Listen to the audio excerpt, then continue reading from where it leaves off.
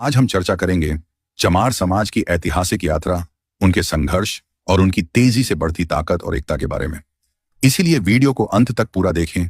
क्या आप जानते हैं कि चमार समाज ने कैसे अपने संघर्षों के बावजूद इतिहास के पन्नों में अपना नाम दर्ज किया और आज ये समाज सबसे तेजी से आगे बढ़ रहा है और वर्तमान समय में सबसे ताकतवर जातियों में से एक जाति बन चुकी है। बस कमी है तो सिर्फ बहुजन नायकों को एकजुट होने की।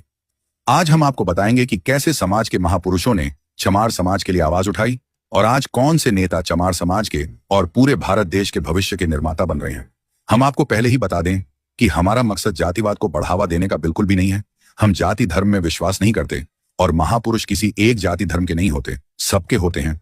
लेकिन अब देश में अभी तक भी सामाजिक असमानता है, इसलिए हर घर में जागरूकता फैलाना हम सभी का कर्तव्य है। जय भीम दोस्तों, हम शुरुआत करते हैं अरबों साल पहले के इतिहास से। अरबों साल पहले ब्रह्मांड की रचना हुई।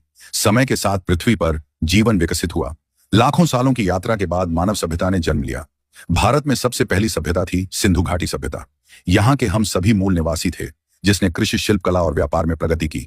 यहीं से मानव समाज ने संगठित रूप से रहना शुरू किया और इसी समय दुनिया में धीरे धीरे पृथ्वी पर धर्मों का विकास शुरू हुआ। इसका मतलब कोई भगवान ने नहीं बनाया, धर्म इंसानों ने ही बनाया है।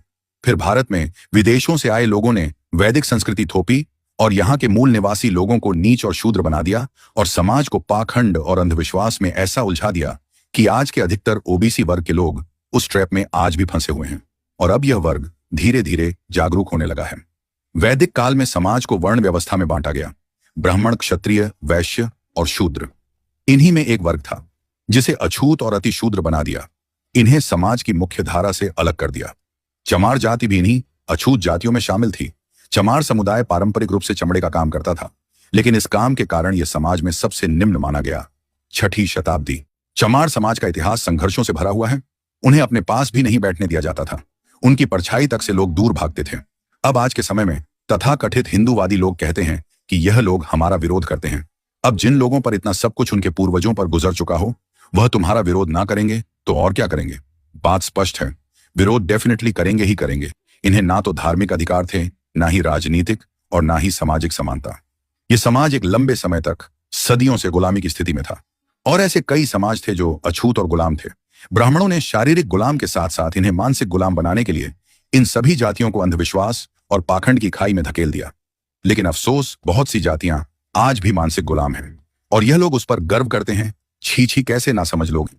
लेकिन इन्हीं जातियों में से चमार जाति ने इस पाखंड का पर्दाफाश किया। उस समय चमारों को ना तो मंदिरों में प्रवेश की अनुमति थी, ना ही समाज में समानता का कोई अधिकार। लेकिन यह समाज कभी हार नहीं माना। यही वो समय था जब गुरु रविदास जी महाराज ने बेगमपुरा राज की संकल्पना प्रस्तुत की और समानता का संदेश दिया। फिर आए डॉक्टर भीमराव अंबेडकर जैसे महापुरुष ने अपनी आवाज उठाई। उनका मानना था कि अगर समाज में कोई समानता लानी है तो हमें पहले समाज के सबसे निचले स्तर से शुरुआत करनी होगी। उन्होंने चमार समाज व पूरे देश को संविधान में समान अधिकार दिए। वह वही महापुरुष थे जिन्होंने शासन की नीतियों को समाज में व्याप्त असमानताओं को खत्म करने के लिए खड़ा किया। उन्होंने हमें यह सिखाया कि हम जो चाहते हैं उसे हासिल करने के लिए हमें पहले अपने अधिकारों को पहचानना होगा। बाबा साहेब डॉक्टर अंबेडकर जी दलित, महिला, शोषित, पीड़ित और पिछड़े लोगों के मसीहा थे और हमेशा रहेंगे। अगर बाबा साहेब नहीं होते तो आज आप ये वीडियो भी नहीं देख पा रहे होते और एक गुलामों की जिंदगी जी रहे होते। हम अपनी आखिरी सांस तक बाबा साहेब के मूवमेंट को आगे बढ़ाते रहेंगे। फिर आए कांशीराम जी ने डॉक्टर अंबेडकर जी के विचारों को आगे बढ़ाया।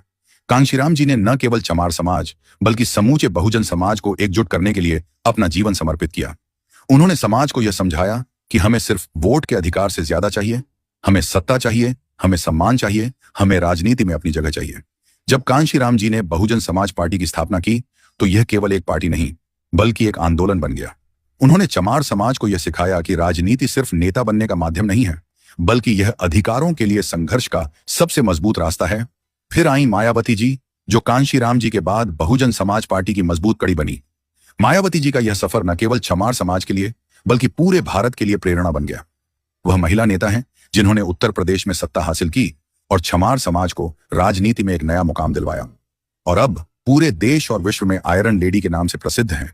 उनकी कड़ी मेहनत, संघर्ष और राजनीति में जो रास्ता दिखाया, उससे यह साबित कर दिया कि अगर सही दिशा मिल जाए तो कोई भी समाज सत्ता तक पहुंच सकता है। मायावती जी ने चमार समाज के लिए राजनीति को प्रभावी ढंग से इस्तेमाल किया और समाज में व्याप्त असमानताओं के खिलाफ डटकर खड़ी हुई और आज भी वह संघर्षरत हैं। आज के समय में चंद्रशेखर आजाद रावण जैसे नेता इस संघर्ष की कड़ी को और मजबूत कर रहे हैं। वह बहुजन युवा हृदय सम्राट हैं जो सभी के दिलों में बसते हैं। वह न केवल चमार समाज की आवाज है, बल्कि उन्होंने पूरी बहुजन समाज को जगाया है। उनका संदेश सीधा है, हमारा संघर्ष सिर्फ राजनीतिक नहीं, यह सामाजिक और सांस्कृतिक है। चंद्रशेखर आजाद रावण ने यह साबित कर दिया है कि अगर हमें अपने अधिकारों का एहसास करना है तो हमें संघर्ष के हर मैदान में उतरना होगा। आज के युवा चमार समाज के लिए बहुत बड़ी उम्मीद बन चुके हैं। उन्होंने अब न केवल राजनीति बल्कि व्यवसाय, विज्ञान, कला और खेल के क्षेत्र में भी सफलता की नई मिसालें पेश की हैं। वे समाज के लिए एक बदलाव का स्रोत बन चुके हैं। यह नई पीढ़ी समाज में बदलाव लाने के लिए न केवल संघर्ष कर रही है, बल्कि वह अब पूरी दुनिया में अपने कौशल और कड़ी मेहनत से नाम कमा रहे हैं। जैसे कि चमार समाज के कई युवा अब अंतर्राष्ट्रीय मंचों पर खड़े हो रहे हैं, अपनी पहचान बना रहे हैं और दिखा रहे हैं कि अगर सपने बड़े हों तो उसे साकार करने की ताकत हमारे भीतर है। अब यह समाज सिर्फ भारत तक सीमित नहीं रहा। चमार समाज को अब पूरी दुनिया में एक नई पहचान मिल चुकी है। दुनिया भर के मंचों पर चमार समाज के नेता अपनी आवाज उठा रहे हैं। उनकी संघर्ष की कहानी अब दुनिया भर में सुनी जा रही है। अब समय आ गया है जब चमार समाज को अपने अधिकारों का एहसास हो चुका है और वह अपनी पहचान बनाने में कामयाब हो रहे हैं। यह एक लंबा रास्ता था, लेकिन इस संघर्ष ने पूरे समाज को एक नई दिशा दी है। दोस्तों, यह सफर अभी खत्म नहीं हुआ है, बल्कि यह तो केवल शुरुआत है। हमें सबसे पहले अपने आप को हर तरह से सशक्त करना होगा, पैसे से, शरीर से, मन से, तन से, धन से, सब तरफ से। अब हमें देश में एक नई शुरुआत करनी होगी, एक ऐसी शुरुआत जिसमें भारत देश में कोई जाति ना हो, कोई धर्म नहीं हो तो सिर्फ मानवता। अगर जाति नहीं हटी तो हम अपनी जाति पर इतना घमंड करेंगे कि सभी हमारी जाति से डरने लगे और दबदबा भी हमारा ही होगा। और इस नई शुरुआत में सभी धर्मों की सिर्फ अच्छी बातें जो संवैधानिक हो, तर्क संगत हो, उनको मूल अनिवार्य कर्तव्य में अलग से नया प्रावधान बनाया जाएगा। फिर उसके बाद सभी भारतीय नागरिकों का एक ही कर्तव्य होगा कि भारत देश को कैसे दुनिया में सबसे आगे बढ़ाया जाए। भारत देश दुनिया में सभी मामलों में सबसे आगे हो, फिर चाहे वो टेक्नोलॉजी हो या कोई और क्षेत्र ही क्यों ना हो। और इस डेवलपमेंट में पर्यावरण का ध्यान रखना हमारी प्राथमिकता पहली होगी। लेकिन यह सब तभी संभव होगा जब हम बाबा साहेब अंबेडकर जी के बताए रास्ते पर चलेंगे। उन्होंने हमारे लिए कहा था, हमें इस देश का शासक बनना है, क्योंकि हम किसी और पर भरोसा नहीं कर सकते कि वह यह सब करे। और चंद्रशेखर आजाद रावण इसी रास्ते पर हैं। वह इसी सपने को लेकर आगे बढ़ रहे हैं। अगर हम सभी भारतीय नागरिकों ने आज चंद्रशेखर आजाद का साथ नहीं दिया तो समझो कि हम अपना ही नहीं, अपने आने वाली पीढ़ियों को एक गर्त में धकेल रहे हैं। चंद्रशेखर आजाद का नेतृत्व यह बताता है कि चमार समुदाय अब न केवल सामाजिक बल्कि राजनीतिक रूप से भी सशक्त हो चुका है। आज जो चमार समाज अपने अधिकारों के लिए खड़ा हुआ है, वह कल पूरी दुनिया में अपनी पहचान बना चुका होगा। इस बड़े बदलाव को तभी पूरा कर सकते हैं जब सभी बहुजन नायक एकजुट हो जाएं और सभी जागरूक पढ़े लिखे युवा बिना किसी स्वार्थ के राजनीति में आ जाएं। तभी संभव हो सकता है, नहीं तो यह केवल एक सपना ही रह जाएगा। यह बदलाव केवल एक समाज का नहीं, बल्कि समूचे देश का है। अगर आप इस वीडियो को यहां तक देख रहे हैं तो इसका मतलब आप एक जागरूक और मिशन को समझने वाले सच्चे सिपाही हैं। हम सबका कर्तव्य है कि हम इस बदलाव का हिस्सा बने और समाज में समानता और न्याय की दिशा में काम करें। मैं फिर कह दूं, अगर हमें यह बदलाव लाना है तो हमें एकजुट होकर अपने संघर्ष को आगे बढ़ाना होगा और चंद्रशेखर आजाद सभी बहुजन नायकों को एकजुट होना होगा।